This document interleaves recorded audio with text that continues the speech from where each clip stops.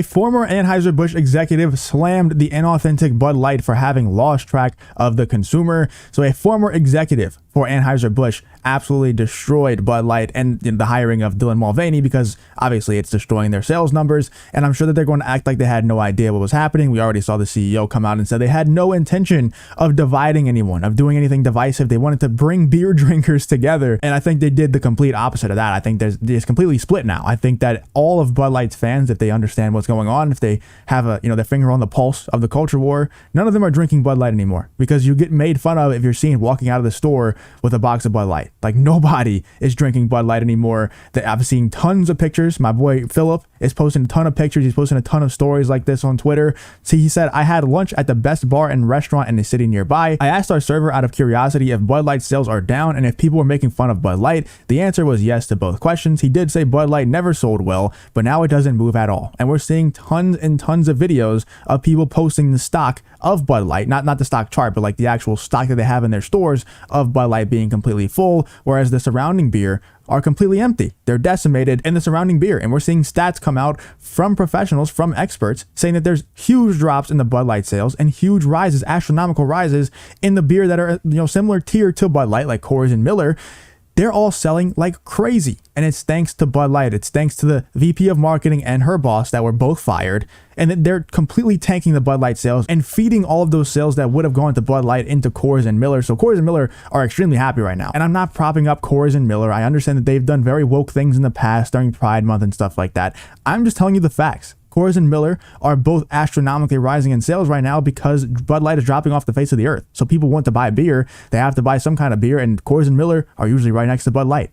So they just go from the Bud Light. They're like, nah, I can't buy that because people are going to make fun of me. I'm going to go viral on TikTok if I walk out of the store with that box. So I'm going to buy the Coors Light or the Miller Light right next to it. And I'm not saying that that's a good thing. I don't drink beer. I don't think drinking beer is good at all, personally. But it's just the facts that Coors and Miller are all going up in sales. But the ex-president of U.S. operations at Anheuser Busch recently claimed that its former company made a huge mistake in making a trans woman one of the Bud Light spokespeople last month. Not a trans woman, just a man. He held the top-level position at the beer company until 2022, claimed that the move to partner with biological male turned trans woman Mulvaney goes against Bud Light's historic brand identity, and thus company lost track of the consumer. Now the brand just looks inauthentic to its consumer base, and that's 100% true. I've said it a million times, but they've always been one of the few brands that it felt like patriotic people could actually buy and not feel guilty, because it seemed like they weren't against patriotism. They weren't against Americanism, whereas a ton of other companies, it feels dirty to buy their product because they're very much against being proud to be American. It seems like if you're proud to be American, if you're patriotic, they don't even want your business. They don't even want your money. That's what a lot of brands feel like nowadays. And it felt like Anheuser Busch, it felt like Bud Light and the rest of the brands under the Anheuser Busch banner, it felt a little bit different. It felt like you could actually buy them without guilt because they were pro-America. They donate to the Republican Party quite a bit. A ton of Republicans have come out recently and said that we should stop the boycott simply because they donate to the Republican Party. So it's very obvious that they're a prominent figure when it comes to funding the Republican Party. So it seemed like it was fine to be, pro-American. It was fine to be a patriotic person and also buy Bud Light and also support Anheuser Busch brands. And they completely threw that in the trash. They've completely lost that entire consumer base that they built up over the years. It's gone. And this Bud Light, at least, maybe it's not the entire Anheuser Busch banner and everything under it will be tarnished forever. But at the very least, the Bud Light brand is done. Like, it's truly like, once it has this stigma, this strong of a stigma attached to it, where people are not buying it, not because of they're taking a stance, but because they don't want to get made fun of for drinking gay beer. That's when you know that things are really, really in trouble for Bud Light. I think they probably have to scrap the brand, if I'm being honest with you. They probably have to either rebrand it completely, change the font, change the logo, change the color, or just scrap it completely and make a new strand of beer, because I don't think this is going away anytime soon. Let me know in the comments if I'm completely wrong on that.